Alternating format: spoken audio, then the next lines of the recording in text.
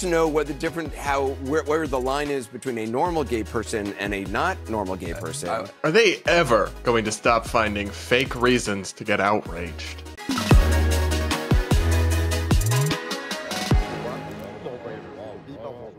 So the latest shitstorm all started when J.D. Vance, the Republican senator and Donald Trump's running mate, the vice presidential nominee, went on a podcast, the Joe Rogan podcast, and said that he actually suspects him and Trump might win the vote of normal gay guys. Take a listen. You get into the really radical trans stuff, you actually start to notice the similarities between a practiced religious faith and what these guys are doing. Yeah. And it's very interesting. I mean, I actually met earlier with a friend who lives in Austin who's like a, kind of a gay Reagan Democrat. And he's a very, very interesting guy. He's a fascinating guy. He's one of the smartest political philosophers, I think. How do you be a gay Reagan Democrat?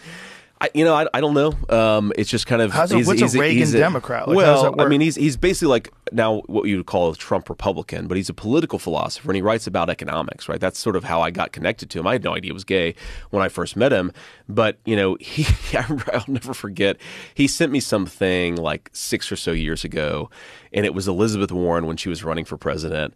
And she was like, "We stand for all non-binary two-spirit and all of the like the LGBTI plus." Right. She was talking about all the plus, and she was codifying it. And he sent me this text message with this Elizabeth Warren tweet, and he's like, "I don't know what the hell two-spirit is. We just wanted to be left the hell alone." Yeah.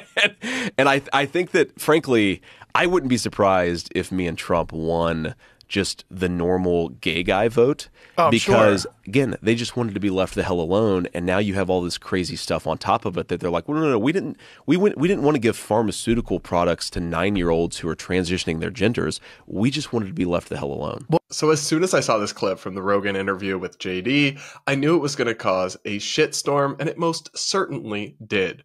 Take a listen to Anderson Cooper of CNN, who is gay, losing it and getting all worked up over this normal gay guys comment that J.D. Vance dared to make. To know what the where the line is between a normal gay person and a not normal gay person. I mean, the question is, I'm assuming I can guess what it is, like, anything related to drag, I guess, in that drag, wearing as much makeup as Donald Trump wears, that would be considered not normal.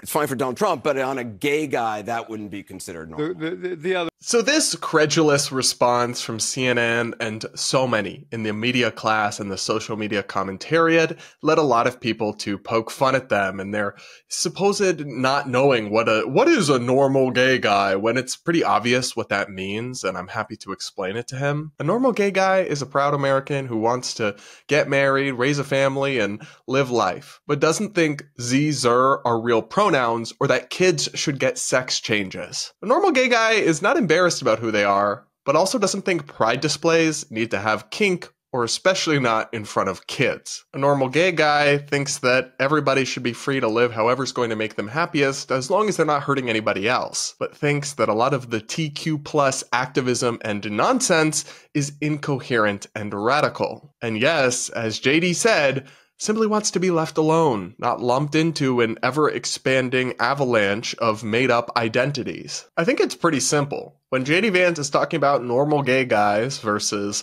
the not normal gay guys or the alphabet people, he's really talking about the difference between gay, which is a sexual orientation, and queer, which is a radical political identity. Now, do I actually think that J.D. Vance and Trump are going to win a majority of the normal gay guy vote? No, probably not. They probably won't get anywhere close to 51% of the gay vote, or even if you were somehow able to parse out the normal gays from the radical queers, it would still be hard for me to see how they're going to get close to 50%. But do I think they're going to get maybe 20 to 25% of gay men's votes this time around? And would that be a huge increase compared to the past and an increasing shift away from just the gay vote being a lockstep Democrat constituency?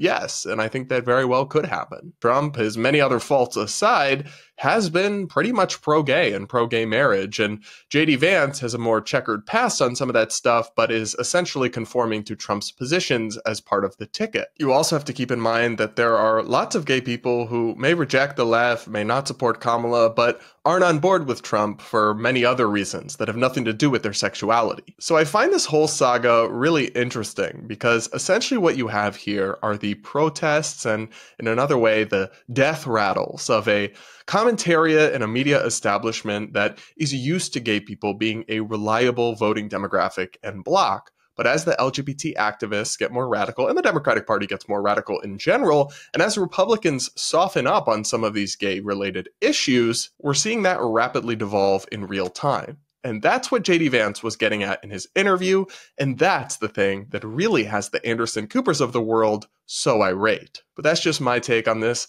silly little saga and the latest fake outrage from mainstream media. Let me know what you think in the comments below, and do hit that like button while you're at it. Remember, guys, I do read the comments and I pick a few to respond to in every episode. Plus, if you leave your comment with a super chat or a super thanks, I'll definitely respond to it on tomorrow's show.